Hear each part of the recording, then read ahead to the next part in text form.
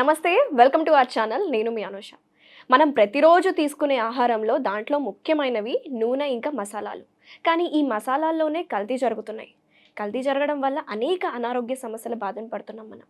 So దాంట్లో ముఖ్యంగా ఈ లివర్, డయాబెటీస్, ఒబేసిటీ, అతి ముఖ్యంగా క్యాన్సర్స్ కూడా వస్తున్నాయి అని చెప్పుకొస్తున్నారు. సో ఈ అంశం గురించి మాట్లాడడానికి ప్రస్తుతం మనతో పాటు ఉన్నారు senior consultant gynae oncologist doctor Sai Lakshmi Diana గారు ఉన్నారు.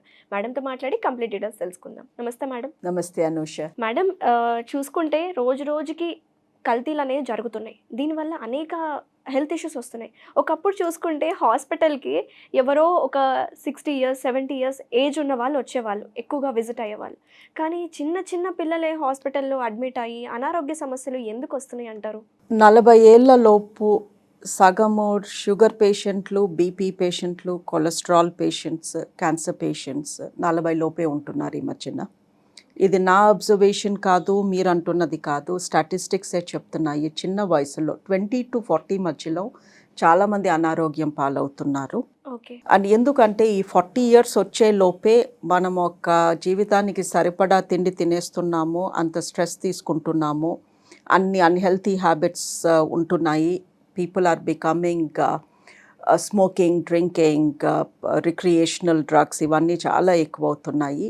అండ్ ఒకప్పుడు ఇంతకుముందు కూడా స్మోక్ చేసేవారు, డ్రింక్ చేసేవారు, బట్ మోతాదు, ద క్వాంటిటీ ఎక్కువ అవుతుంది. ఫుడ్ కూడా ఈజీగా, చీప్గా ఎక్కడ పడితే అక్కడ మనకి ఏ నిమిషం కావాలంటే ఆ నిమిషం కావాల్సిన ఐటెం దొరుకుతుంది. Everything is doorstep. Yes, everything మన బెడ్రూమ్లోకి రావటమే తక్కువ, ఇంకా డోర్ దాకా తెచ్చిస్తున్నారు.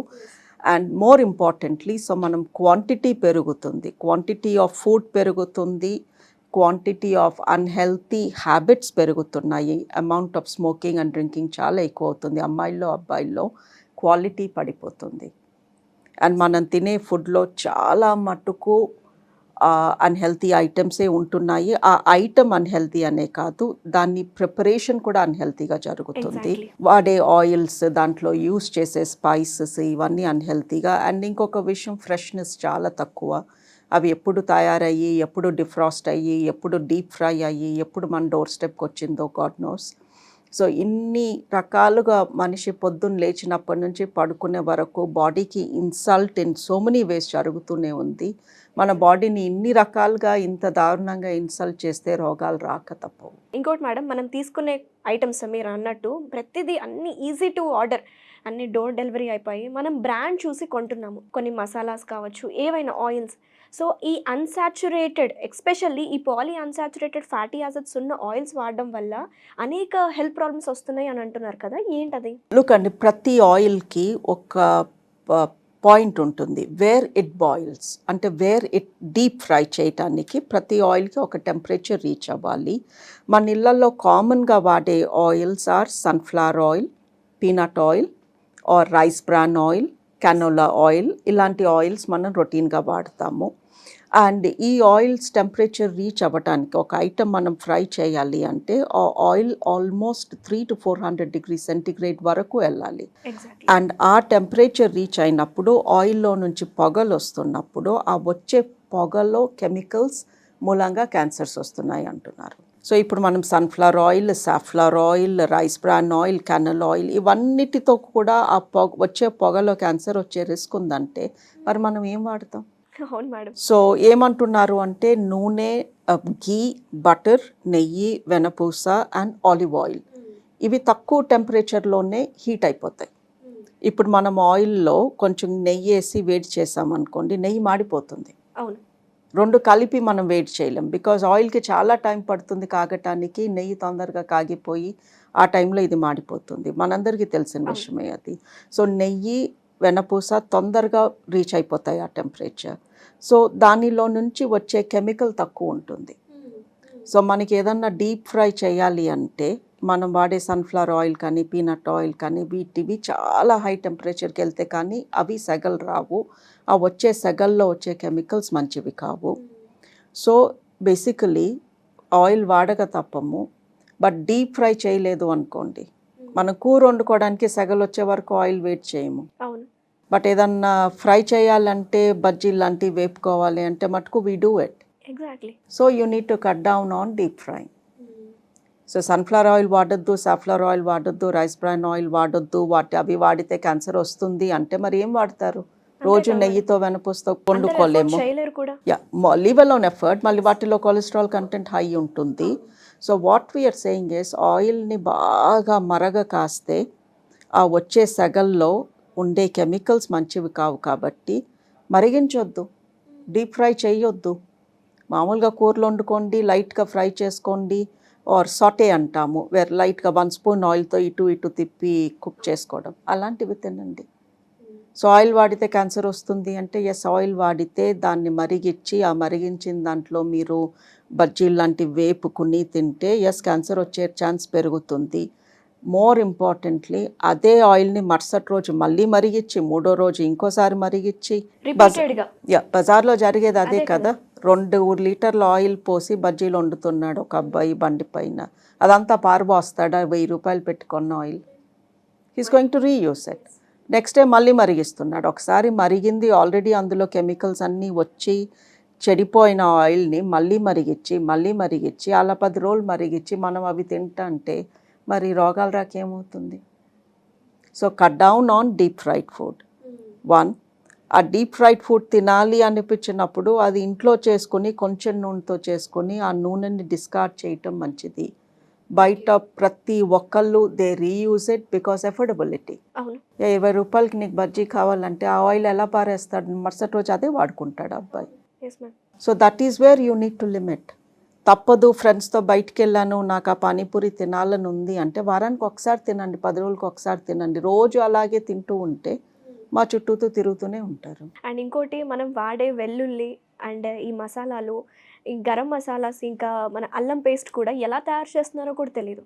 బట్ మనం ఏంటంటే, ఓ ఇది బాగుంది, అడ్వర్టైజ్మెంట్ చేశారు brand, so how to prevent అంటారు మేడం. ఇలాంటి ప్రాబ్లమ్స్ కొన్ని అవాయిడ్ చేయలేం మనం వస్తువుల్ని. సో ఎలా దీన్ని అడ్రస్ చేస్తారు మీరు? ఇప్పుడు ఒకసారి మీరు సూపర్ మార్కెట్కి వెళ్తే అండి, the spice range, okay, fish tikka masala, chicken butter masala, అలాంటివి, కిచెన్ కింగ్ మసాలా, రకరకాల ఒక 20 బ్రాండ్స్ ఆర్ 20 టైప్స్, ఒకే బ్రాండ్లో 20 టైప్స్ ఉన్నాయి. ఓకే, పావ్ బాజీ మసాలా, చోలే మసాలా, చనా బటూరా మసాలా, నిజంగా అన్నీ అవసరమా? మన అమ్మమ్మలు నాన్నమ్మలు 20 రకాల మసాలా ప్యాకెట్స్ పెట్టుకుని వండారా? అప్పుడు 4 ఉన్న ధనియాల పొడి, మిరియాల పొడి ఏయో ఇంట్లో దంచుకుని చేసుకున్నవి 4 వాడారు, శుభ్రంగా మనం తిన్నాము, మన పేరెంట్స్ పెరిగారు. ఇప్పటికీ మన పేరెంట్స్ చక్కగా 70s 80sలో ఉన్నారు అంటే because they ate better than us. సో ఇప్పుడు మనకి ఇన్ని రకాల మసాలాలు ఎందుకు అవసరం? అండ్ ఒక్కొక్క ప్యాకెట్ 20 రూపాయలు, 30 రూపాయలు. ఫిష్ టిక్కా మసాలా అంటాడు, లేదా రోగన్ జోష్ మసాలా అంటాడు. అవి అంత తక్కువ డబ్బులకి వాళ్ళు అన్ని క్వాలిటీ ఇంగ్రీడియంట్స్ ఎలా వేయగలుగుతున్నారు? చూస్తేనేమో కలర్ ఇలా ఎర్రగా ఉంటుంది, వాసన గుమ్మగుమ్మలాడుతుంది. So obviously there are chemicals. Preservatives as well ఉంటారు. ప్రిజర్వేటివ్స్ ఎలాగూ ఉంటాయి. ప్రిజర్వేటివ్ లేకుండా అది 6 నెలలు షెల్ఫ్ లైఫ్ ఎలా ఉంటుంది? సో ప్రిజర్వేటివ్ ఉంటుంది, దాంతోపాటు కలరింగ్ ఏజెంట్ ఉంటుంది, దాంతోపాటు ఫ్లేవర్ ఎన్హాన్సింగ్ ఏజెంట్ ఉంటుంది. So we need to limit. నేను వండుకోవడానికి నాకు ఒక కూర చక్కగా టేస్ట్ రావాలి అంటే బేసిక్ ఇంగ్రీడియంట్స్ ఏంటి? ఈ ఎక్స్ట్రాలు అవసరమా? మనందరం ఎవ్వరూ వాటిని కొనట్లేదు అనుకోండి, వాళ్ళు మ్యానుఫ్యాక్చరింగ్ కూడా తగ్గించేసి ఆ ఉప్పు కారాలే అమ్ముతారు కదా. అంతే కదా. So sometimes the change has to come in us. అల్లం వెల్లుల్లి పేస్ట్ చాలామంది కొనుక్కుంటారు. బ్యాచులర్స్ మిక్సీ లేదు, రోల్ లేదు, కొనుక్కున్నారు, అర్థం ఉంది. ఇంట్లో హౌస్ వైఫ్స్కి ఏంటి ప్రాబ్లం అండి? అది కూర్చొని దంచుకున్నాం, ఇటు రోల్ మిక్సీలో వేసుకున్నాం, అందులో కూడా వినగర్ అని, కెమికల్స్ అని, ప్రిజర్వేటివ్స్ అని అన్నీ వేసి అమ్ముతున్నారు కదా. So some times we have to take a step back. ఒకసారి మీ కిచెన్లో చూడండి, బయట కొన్న ప్రోడక్ట్స్, రెడీమేడ్ ప్రోడక్ట్స్ ఎన్ని ఉన్నాయి, అవి లేకపోతే గడవదా? బికాజ్ అందులో ఉన్న రంగులు, కెమికల్స్ రోజు మన ఇంట్లో వాళ్ళకి మనం పెడుతున్నాము, వాళ్ళు సిక్ అవుతున్నారు. ఎందుకు సిక్ అవుతున్నారు అని మనమే బాధపడుతున్నాము. సో ఎన్ని బయట నుంచి కొనాలి, కొనక తప్పదు, ఎన్ని ఇంట్లో నేను క్లీన్గా చేసుకోగలను, we need to draw a line అండి. ఓకే. ద చేంజ్ వాళ్ళు అమ్మకూడదు, అవన్నీ రంగులేసి అవన్నీ వాళ్ళు అమ్మడం తప్పు. గవర్నమెంట్ రెగ్యులేషన్ చేయాలి, ఆ రంగులు వేయనీయకుండా ఉండాలి. బట్ మనం కూడా కొనకుండా ఉండొచ్చు. అండ్ ఈ రంగులు are very cheap and they are very bad to health. And everyday అలాంటి రంగులు వేసిన ఉప్పు, కారము, రంగు వేసిన పసుపు, రంగు వేసిన మసాలా పౌడర్లు తింటూ ఉంటే రోజు అలా మన పొట్టలో అవి పేరుకుపోయి ఒకరోజు పొట్ట అంటుంది, ఇంకా నా వల్ల కాదు ఇన్ని రంగులు నేను అరిగించుకోలేను అని చెప్పి అల్సర్లు ఇవన్నీ స్టార్ట్ అవుతాయి. సో ఒక రకంగా చెప్పాలంటే ఈ క్యాన్సర్ని ప్రివెంట్ చేసుకోవాలంటే ఒక మాటలో మీరు ఏం చెప్తారు మేడం? బాడీని రెస్పెక్ట్ చేయండి. బాడీ పొద్దున్న లేచినప్పటి నుంచి మళ్ళీ నెక్స్ట్ డే లేసే వరకు 24 అవర్స్ మీకు అది సహాయం చేస్తూనే ఉంది. మీరు పడుకున్న మీ బాడీ దాని పని అది చేస్తూనే ఉంది. గుండె కొట్టుకుంటూనే ఉంది, పేగులు అరిగిస్తూనే ఉన్నాయి. So respect your body. ఏదన్నా మీ బాడీలోకి వెళ్తున్నప్పుడు పీల్చే గాలిలో తేడా ఉంది, అది మన కంట్రోల్లో లేదు. నోట్లోకి వెళ్ళే ఫుడ్ ఇన్ని రకాల ప్రాసెస్డ్, కెమికలైజ్డ్, హార్మ్ఫుల్ ఫుడ్ తింటూ ఉంటే మీ పేగులు అరిగించుకోలేవు. మీ బాడీ రిపేర్ అయ్యేది మీరు పడుకునేటప్పుడు. సో సరిపడా పడుకుంటే బాడీకి రిపేర్ అయ్యే టైం దొరుకుతుంది. బికాజ్ రోజంతా దానికి డ్యామేజ్ జరుగుతూనే ఉంది. మైండ్కి రోజంతా డ్యామేజ్, స్ట్రెస్ మూలంగా రకరకాల డ్యామేజెస్ జరుగుతూనే ఉన్నాయి. You have to sleep enough.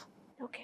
ఇవన్నిటికీ తోడు definitely dangerous items, cigarettes, alcohol, soft drinks, coloured soft drinks and recreational drugs. ఈ మధ్యన చాలామంది కోక్ అని, క్యానబిస్ అని, ఎక్స్టసీ అని ఇవన్నీ ట్రై చేస్తున్నారు, college students and middle aged people. ఈ ఫుడ్లో తేడాలతో పాటు ఈ ఎక్స్ట్రా డ్యామేజ్ కూడా మీరు అలా చేసుకుంటూ ఉంటుంటే మీ బాడీ విల్ గివ్ అప్.